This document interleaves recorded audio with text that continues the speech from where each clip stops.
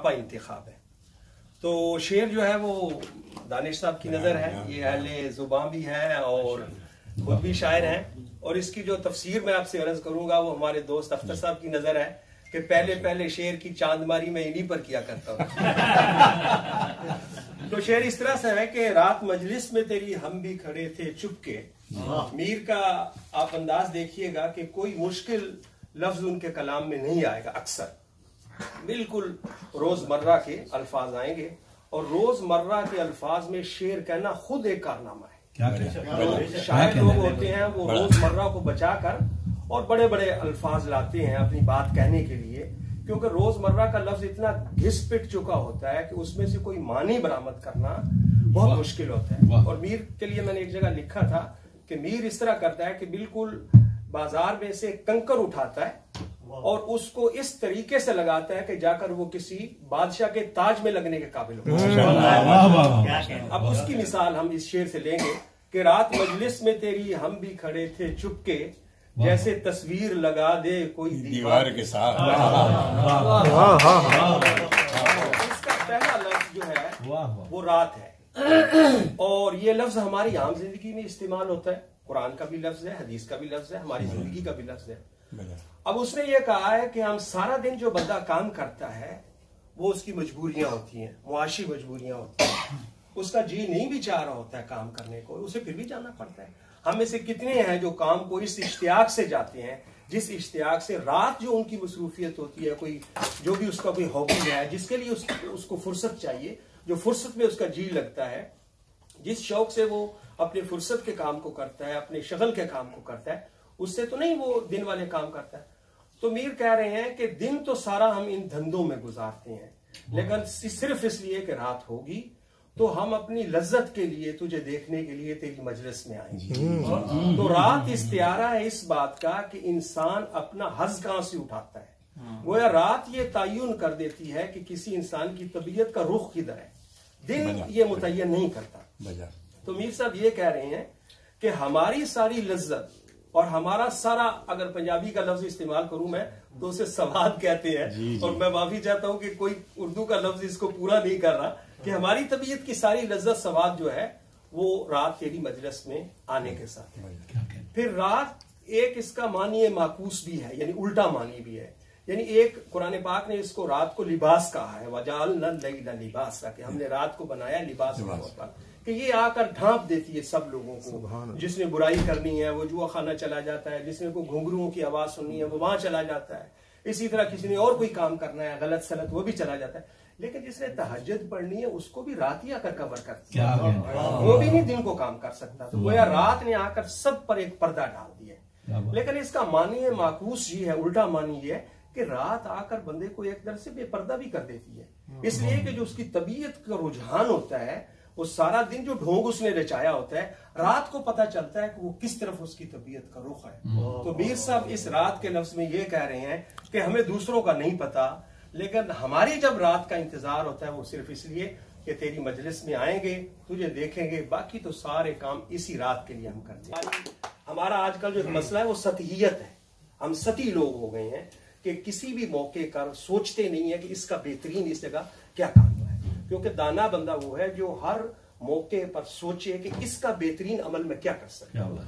किसी ने मुझे सलाम किया है तो मैं इसका क्या कर सकता हूँ, वालेकुम अस्सलाम उसका जवाब है। अगर और भी कुछ कहेंगे तो नादुरुस्त होगा। तो रात मजलिस में तेरी हम भी खड़े थे चुपके, जैसे तस्वीर लगा दे कोई दीवार के साथ। तो शायरी परखने का तरीका क्या है? पहले तो शायरी का आहंग देखा जाता है कि जिन अल्फाज को इस्तेमाल किया है शायर ने, क्या वो मिलजुल कर आपस में, जिस तरह आप एक कोक तैयार करते हैं ना, वो जूसर में डालकर बहुत से फ्रूट और फिर उसको ऐसे मिक्स करते हैं और उसके बाद वो एक मशरूब बन जाता है और आपको अच्छा लगता है। जो सब्जी और फल आप नहीं खाना चाहते वो भी आप उसको पी लेते हैं जूस उसका, क्योंकि वो मिलजुल कर एक समा पैदा कर देता है। तो शायर वो है जो अल्फाज को इस तरह एक दूसरे के साथ पैवस्त कर दे कि वो बज़ाहिर अलग अलग भी नजर आए, लेकिन पढ़ने में वो इस तरह रवां हो कि जब आदमी उसे पढ़े तो समझ आए या ना आए, तबीयत एक लज्जत पाए उससे। और उसके बाद जो दूसरा तरीका है शेर को परखने का वो ये है कि एक एक लफ्ज के लुग़वी माने देखे जाए और देखें कि उसने क्या क्या काम ऐसे किए हैं जो सिर्फ गौर ही करने से समझ आ सकते हैं, वैसे समझ नहीं आएंगे उनको। उसमें से एक मैं अर्ज करता हूं कि रात और मजलिस का आपस में एक लिंक है। जिस तरह एक शेरवानी होती है ना, तो उसका एक बाला बर होता है जो ऊपर वाला होता है, तो उसको जो अंदर से वो दर्जी सीता है ना, तो पूरी कोशिश करता है कि मेरी सीवन बाहर से नजर ना आए। अगर कोई उस्ताद होगा तो अगर बाहर नजर आनी शुरू हो जाए तो फिर तो वो उस्ताद नहीं है। तो ये चीज अगर देखनी हो कि अंदर ही अंदर किस तरह उसने धागा चलाया है और किस तरह काबू किया है कि दो पलड़े आपस में मिले तो हैं लेकिन धागा नजर नहीं आता, तो आप मीर को पढ़िए। रात मजलिस में तेरी हम भी खड़े थे चुपके। रात इस्तियारा मैंने आपको बताया कि तबीयत का है, लज्जत का है, लेकिन मजलिस भी फुर्सत में लगती है और रात भी फुर्सत का इस्तियारा है। तो इन दोनों में जो धागा मिला रहा है वो फुर्सत का है। फिर मजलिस अरबी का लफ्ज है, जलसा से निकला है। जलसा कहते हैं वो बैठा, और उसी से हमारा ये मस्जिद में जो जलसा होता है, क्योंकि सब लोग बैठे होते हैं, तो उस पर मीम लगाने से बन जाता है बैठने की जगह। अब बैठने की जगह है तो बैठने की जगह पर उसको क्यों खड़ा किया हुआ है, वो क्यों खड़ा है? बैठने की जगह तो हर इस्तेका के यहाँ बैठे हैं, कोई बंदा आता है बाहर से बगैर पूछे बैठ जाता है। अब ये कह रहा है कि वो सब लोग बैठे हुए हैं, लेकिन रात मजलिस में तेरी हम भी खड़े थे चुपके। वो सब बैठने की जगह पर वो शख्स खड़ा है। तो इसका एक मफहूम तो ये हुआ कि वो शख्स इतना जालिम है कि जिस पर अवामी हुकूक हैं कि कोई भी आकर बैठ सकता है, बस है, ट्रेन में आप जाकर बैठ सकते हैं, जिस तरह हम बैठ सकते हैं यहाँ आकर, लेकिन जहां हर किसी को चीज हासिल है वो भी मुझे हासिल नहीं, उसका जुल्म इतना बड़ा हुआ है। लेकिन इसका एक मानिए मुखालिफ भी है जो उसने छुपा के रखा, वो ये कि यही तो उससे मेरा ताल्लुक है कि जो सलूक वो दूसरों से करे वो मुझसे ना करे। जिस तरह वो मजनू की तमसील में है कि उसने खून दिया और वो लैला ठीक हो गई तो उसने खैरात तकसीम की, और जब खैरात तकसीम हुई तो सबको जो है वो दी। जब मजनू भी अपना प्याला लेकर आया तो उसने ऐसे उल्टा हाथ मारा और उसका प्याला तोड़ दिया, तो वजद में आ गया और नाचने लग गया। तो लोगों ने कहा तेरी तो बेइज्जती हो गई है भरी मजलिस में, उसने बाकी सबको दिए खैरात और तुम्हें नहीं दी। उसने कहा आप समझे नहीं, आशिक यही चाहता है कि जो सलूक वो दूसरों से करे वो ना मुझसे करे। तो खड़े रात मजलिस में तेरी हम भी खड़े थे चुपके, जहां एक खफीफ सा उसके, क्योंकि जालिम होना महबूब का रिवायती है शायरी में कि वो मस्त जालिम होगा वरना महबूब नहीं हो सकता ना, यानी उर्दू शायरी की बात कर रहा हूं, उसमें रिवायती तौर पर वो जालिम होता है। ये भी रख दिया माना उसमें, और दूसरी तरफ दूसरों को उल्लू भी बना दिया कि तुम्हें क्या पता है, इस खड़े होने में तो मेरी शान है सर। क्या बात है। तो मीर का शेर हम कर रहे थे, रात मजलिस में तेरी हम भी खड़े थे चुपके, जैसे तस्वीर लगा दे कोई दीवार के साथ। हजरात, जैसे मैंने अर्ज किया कि मीर की खूबी यह है कि वो छोटे छोटे लफ्जों को इस तरह बरतता है कि क्या मजाल है किसी के उर्दू में इस तरह इस्तेमाल कर जाए। कहीं एक दो गजल तो हो सकती है, कहीं एक दो शेर भी मीर के मुकाबले में लाए जा सकते हैं, लोगों ने कहे हैं। रईस अमरोवी हमारे एक शायर गुजरे हैं कराची के, उसके कलाम में मीर, गालिब और इकबाल के तीनों के नमूने मौजूद है। आप उसका शेर उठाइए कोई और इकबाल के कलाम में मिला दीजिए, कोई पहचान नहीं सकता। इसी तरह उसके शेर गहरे समंदरों में सफर कर रहे हैं, इस तरह के उसके अशार हैं जो मीर के। लेकिन एक गजल कह लेना या कहीं एक शेर कह लेना और बात है। मीर के तो 6 दीवान थे जिनकी अब कुलियात बनी है सिर्फ गजल के, और कसीदा और शिकारनामा अलग से। तो उनकी खूबी के एक छोटे से लफ्ज में वो किस तरह मानी भरते हैं। अब ये लफ्ज है हम भी, रात मजलिस में तेरी हम भी खड़े थे। हम भी में क्या इसरार है? जो कुछ भी किसी ने किसी मजलिस में किसी गुरु से, किसी मुर्शिद से, किसी उस्ताद से पाया है वो इज्ज में पाया है, वो नीचे हुआ है, उस्ताद को उसने माना है। इस पर हमारे मशरक में बड़े अशार हैं कि जिसमें ये कहा गया कि आप मिटा नहीं देंगे उस्ताद के सामने।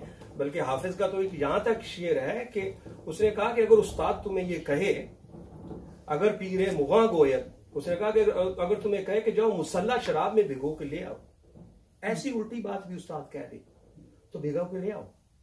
इसलिए कि सालिक बेखबर नाबूद राहे रस्म मंजिल। अगर वो उस्ताद है तो उसको पता होगा ना कि इसका क्या मतलब है। ऐसी गलत बात भी वो कह दे। तो मैं इसकी मिसाल दिया करता हूं कि वो कराटे किड आपने देखी है ना, जिसमें वो लड़का जाकर लड़ाई करता है तो उसका उस्ताद उसे कहता है जाओ ये पेंट करो, सारा दिन पेंट करता रहता है उससे। फिर उसे कश्ती में लेके जाता है, उसको बैलेंस सिखाता है, कभी गिराता है, इसी तरह फिर उसको वैक्स कराता है। तो उस्ताद को पता था कि इसके मसल मजबूत करने हैं। अगर वो लड़का कहता है इसका मेरी जूडो कराटे से क्या ताल्लुक है, सारा दिन मैं ब्रश चला रहा हूं, तो ये उस्ताद को पता होता है कि मैंने इसे किस जगह पहुंचाना है। लेकिन वो तब जब आप उस्ताद की बात इस तरह से माने कि जो वो कहे आप मानते चले जाए। और हम भी में ये इज्ज है कि असल तो हम ही तुझे जानते हैं, लेकिन उस मजलिस में कोई खास ही लोग थे जिन पर तेरी तवज्जो थी। हम तो इजाफी थे कि याद दिलाना पड़ रहा है उसको कि हम भी खड़े थे चुपके, कि नोटिस भी नहीं हुए। अब मजलिस में खड़ा आदमी तो नोटिस होता है ना, बाकी तो सब बैठे थे। वो कहता है मैं खड़ा भी था उसमें, लेकिन इसके बावजूद आपने मुझे कोई किसी किस्म का मेरा नोटिस नहीं लिया। मुझे सुबह बताना पड़ा है कि रात मजलिस में तेरी हम भी खड़े थे चुपके। तो हम में ये राज है कि अगर आप आजिज नहीं होंगे और अपने आप को मिटा नहीं देंगे, और फिर उसमें एक तगाफुल भी है। तगाफुल जाहिर है कि ये अरबी का लफ्ज है, और ते लगाने से इसका मतलब ये है कि जाली गफलत। जाली गफलत क्या है? क्योंकि बंदा अंदर आया, मैंने उसे देख तो लिया, लेकिन आपको नहीं खबर होने दी कि मैंने इसको आंख में रख लिया है। आंख में किसी को रख लेना और फिर उस आंख का किसी को इजहार ना करने देना कि मैंने उसे रखा, इसको तगाफुल कहते हैं। इस लफ्ज में हम में भी तगाफुल भी है कि लोगों को ऐसा पता है, वरना अंदर तो तूने मुझे अपनी आंख में रखा छोटे छोटे लफ्जों में हम में भी इस तरह की कारीगरी और सन्नाई दिखाना, ये वही समझ सकते हैं जो खुद शेर कहते हैं। सुहेल साहब बैठे हैं और दानी साहब बैठे हैं, यही अंदाजा लगा सकते हैं कि इस तरह के रोजमर्रा और पामाल शुदा, बल्कि पंजाबी में कहें रुले हुए अल्फाज, भूल गए हैं ना जो, उनको इस्तेमाल करके ऐसे उनको बढ़ा देना और उससे इतनी बड़ी बात निकाल लेना कि आजिज़ी के बगैर काम नहीं चला। तो लफ्ज हम भी खड़े थे, मैंने अर्ज किया था। और उसके बाद जो लफ्ज खड़े है कि मजलिस बैठने की जगह है, तो वो खड़े क्यों है? ये बहुत ही मीर ने उस्तादी वाला लफ्ज इस्तेमाल किया है। एक मानी तो उसका ये हो सकता है कि उस मजलिस का अदब ये तकाजा करता है कि हम खड़े ही रहें। क्या कहने? आपने कई बादशाहों के किस्से पढ़े होंगे कि जी वहां दरबारी हाथ बांधे खड़े रहते थे। खड़े इसलिए रहते थे कि उस जो दरबार होता है, बादशाह होता है, इसकी एक तमकनत होती है, एक उसकी वजाहत होती है, रोब होता है बादशाही का, तो उसके सामने लोग बैठते नहीं।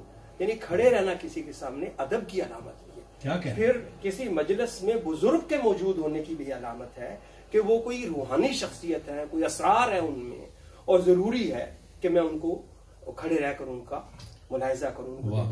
फिर अगर आप पूरी तवज्जो आप रखना चाहते हैं किसी के ऊपर, अगर बैठे हुए लोगों में से, तो वो भी तभी हो सकती है कि जब आप ऊपर से उनको देख रहे हो, पूरी उनकी हरकतों से कनात को। तो ये सारी वजह हो सकती हैं उनके खड़े होने की।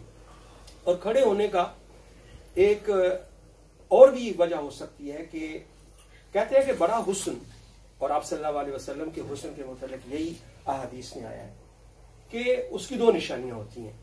एक निशानी ये है कि जैसे ही उसको आप पहली नजर में देखें ना, तो आप अचंबा हो जाए आपको, और आप बिल्कुल ऐसे साकित हो जाए कि ये क्या है, और आपकी जो हैरत है उसमें आप डूब जाए। और यही कहते हैं कि आप सल्लल्लाहु अलैहि वसल्लम को एक आदमी को एक अचानक देखता तो ऐसे साकित हो जाता।